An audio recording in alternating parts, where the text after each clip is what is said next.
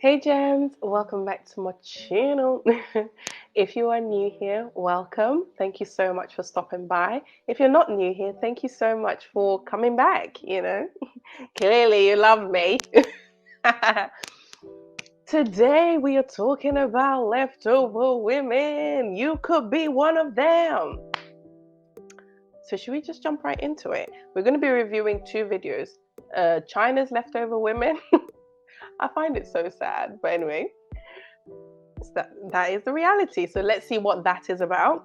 So China's leftover women, as well as Just Pearl. I've been loving her content, and this video also stood out to me. So, or should I say, the conversation stood out to me. So I'm gonna combine both of them, and then we're gonna have a conversation about this. So let's go.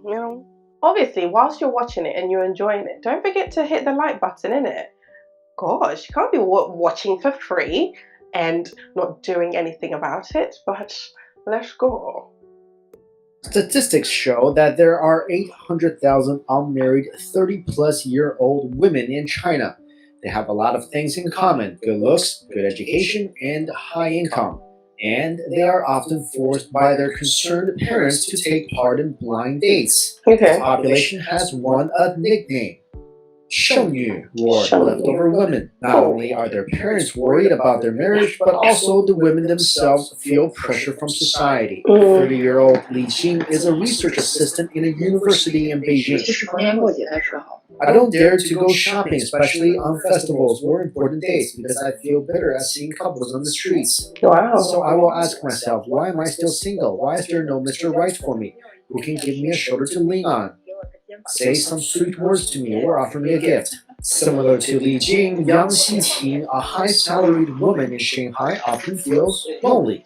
Yes, it is a sad question. I have a lot of pressure because nobody helps me when I move from one place to another. Yang said at present she is looking for a partner in her life who will support her and fight for a better future with her. However, the leftover women still have strict requirements in pairing off, especially in big cities where home prices have been skyrocketing for a decade. He must be more than 1.8 meters tall and have an apartment with no mortgage. Oh, so that part definitely needed to come out. I was going to say, I'm sure they're ready to settle down with someone on their level, but no, they still have their requirements, their standards, or whatever they want to call. Actually, are they really standards? I think they're unrealistic expectations disguised as standards, or preferences, whatever you want to call it. I find it very interesting that the ladies did admit that they were lonely. They did admit that they were bitter when they saw couples going down the street, etc. But I don't think a lot of women in the West move like that. At least they won't admit it online. I think I've only rarely seen maybe one lady who went on TikTok, was crying about being in her 30s, being lonely, this and other, and she thought she was going to get a lot of people to rally with her. No, it was like, why are you succumbing to societal pressure? Why are you doing this, that, and other? And I've done a video about, I think it was 32 and single, 32 and happy. The issue with women is we want to normalize our dysfunction. It's okay to be this age and still want a partner, not a partner as in an equal. Get someone on your level, innit? I mean, a spouse, you want a husband. It's okay to be this accomplished person, be happy in your life, but still want more, still want a partner, still want a husband, still want children, and still want to build a family. I think that's when we are allowing society to shame us for the things that we truly want. But then we want to secretly say, let's normalize being happy in our 30s. Those things will not stick. So ladies, we need to wake up, especially if we are past the danger zone going into no man's land, as Kevin Samuels would say. You need to focus like a laser on the outcomes that you say you want and go for those things by being the things that the men that you value, place value in.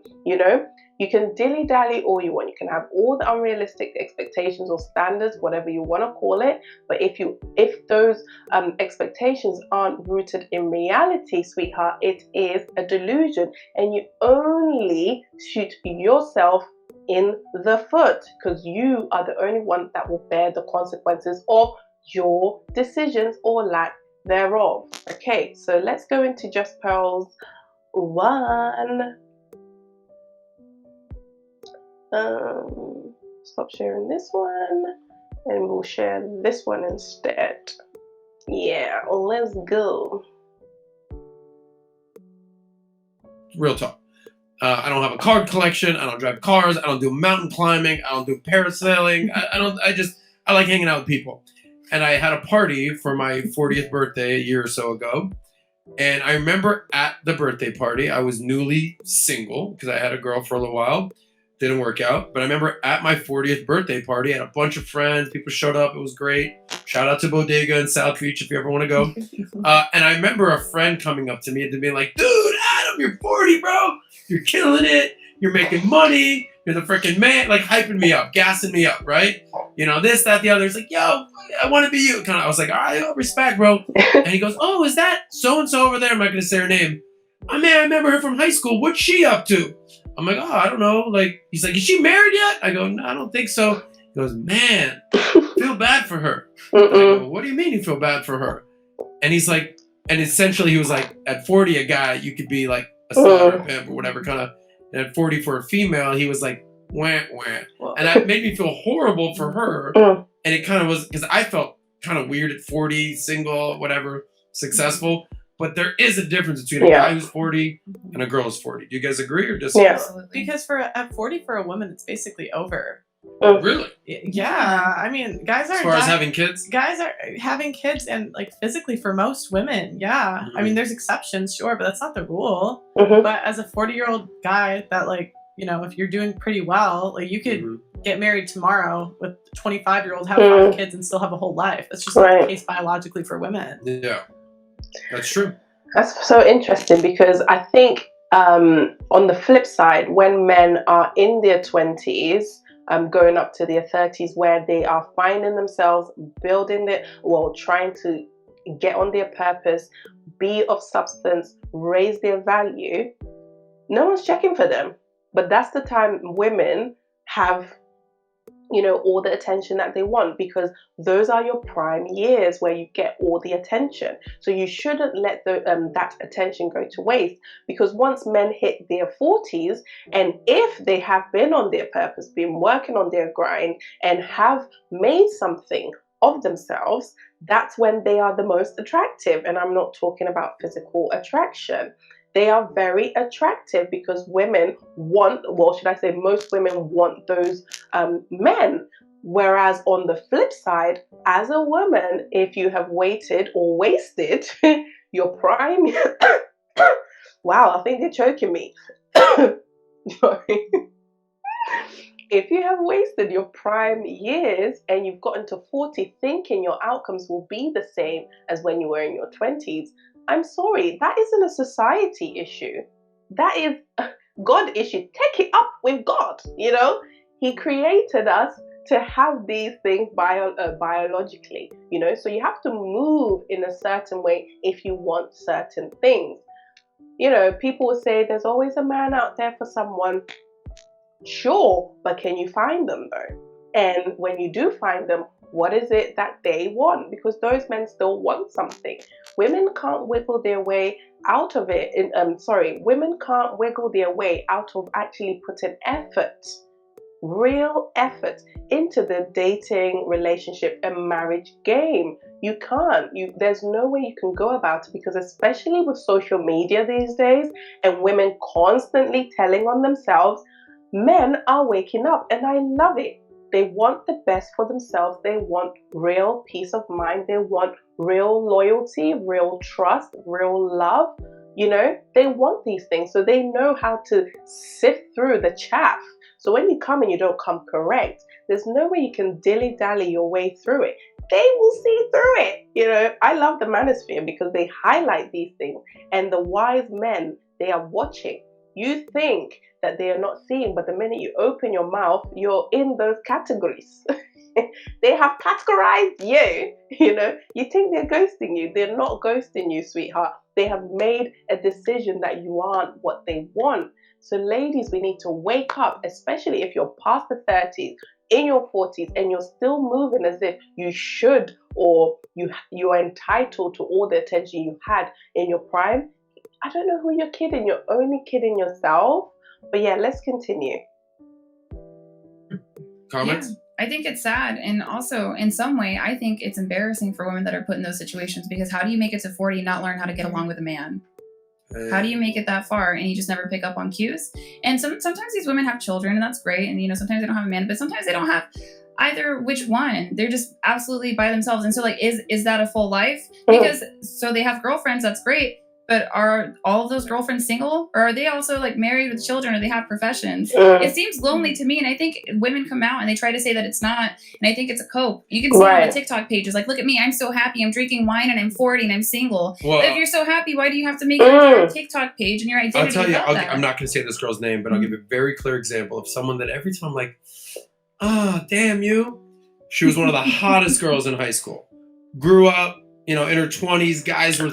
I'll get to that one in a minute, but what Ali mentioned, it's so true. A lot of women are addicted to that external validation, and they are confusing that external attention and validation for something more than just a like or just a comment. Really and truly, once the curtains are drawn, people, you are left with your thoughts, you're left with your decisions and lack thereof. You are left with your life, and you've picked up some coping mechanisms that aren't working for you. How about you seek some therapy, yeah? Get into a therapy office and learn to get on a man's program. And hello, I am only talking to the women who actually want to be married to marriage-minded men, okay? And we're not talking about men who don't want to be on their peps, men who you have to go in trying to change them to get on. That's not the men I'm talking about. I'm talking about the men who have already been on their purpose and they're looking for like-minded women. Those are the women I'm speaking to. Are you ready to actually put in the work in, or are you ready to just keep shifting the blame? Yeah, confusing external validation, confusing external attention and appreciation for something more than that like, it's going to get you into so much trouble. Because really and truly, I think there was a lady a TikToker, can't remember her name. She had a meet and greet, and I think she has like millions of followers on TikTok or whatever.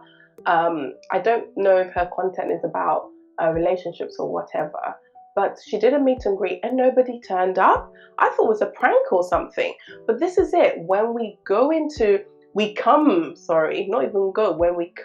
reality, actual real life things, and we think that our online presence or this thing that we have curated on our feed will still fit into reality, we are the only ones doomed. We are the only ones who bear the consequences of the actions or lack thereof. So I said all that to say, wake up, okay? Wake up. When you're at 40, 50, or even like in your danger zone and no man's land, you need to move with a sense of urgency. And if marriage and kids is something you want, you have to learn to get on a man's program.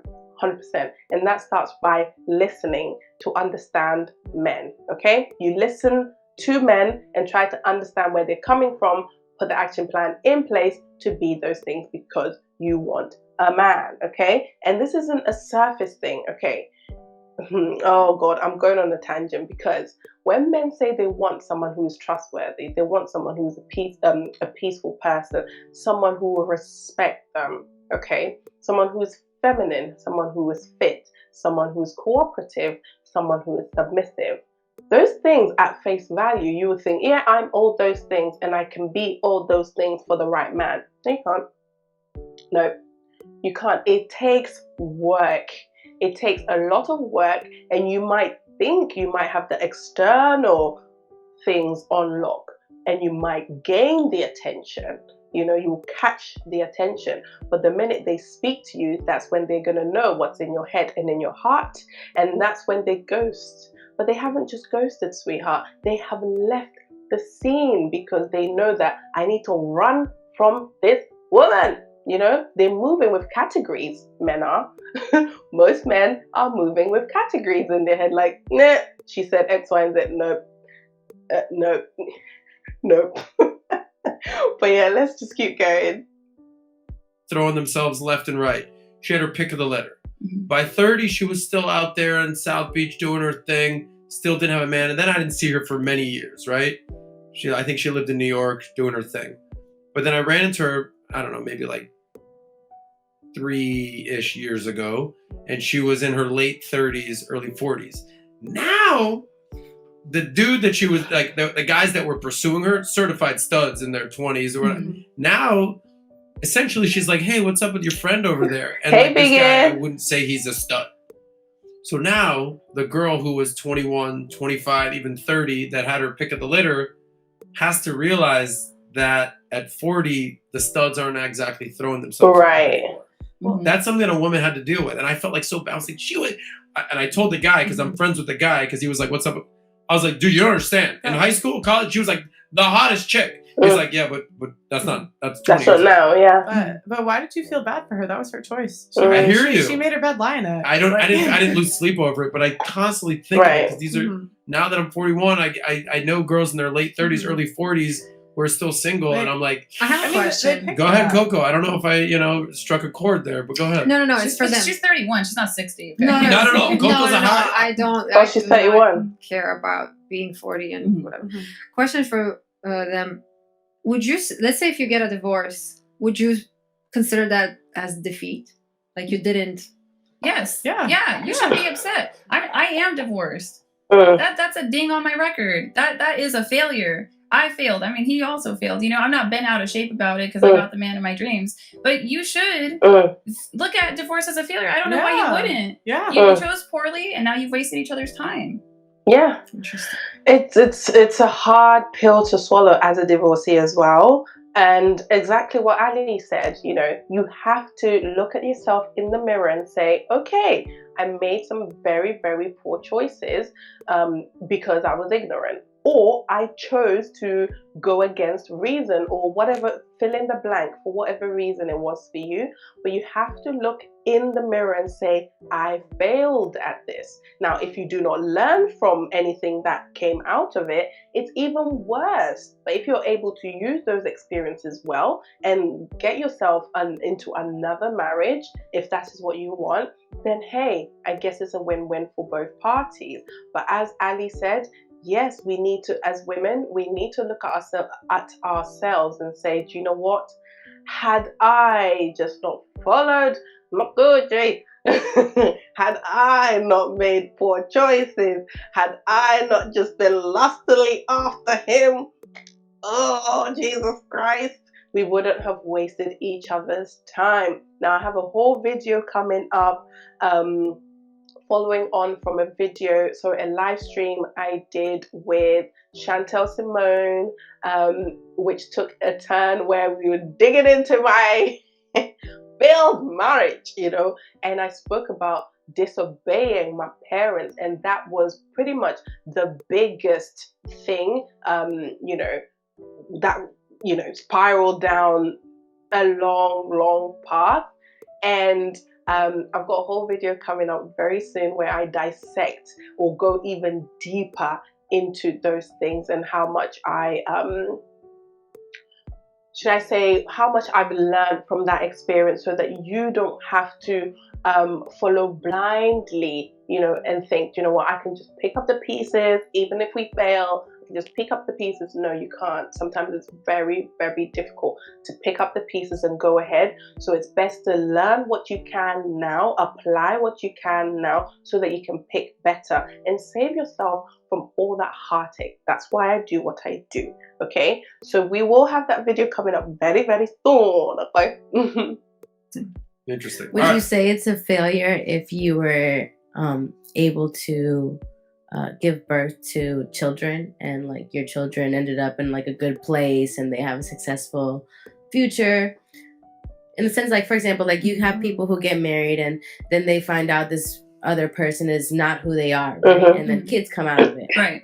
And the kids turn out great, successful, and all that stuff. Would you still say that it was a failure, or would you say that it's a success? No, Before Ali goes into there, that's pretty much what was my circumstance, where we do have a child together going on for 4 in August, little got a son, and ladies who are single parents, single mothers, I'm speaking to you in the sense that you need to be able to separate the two.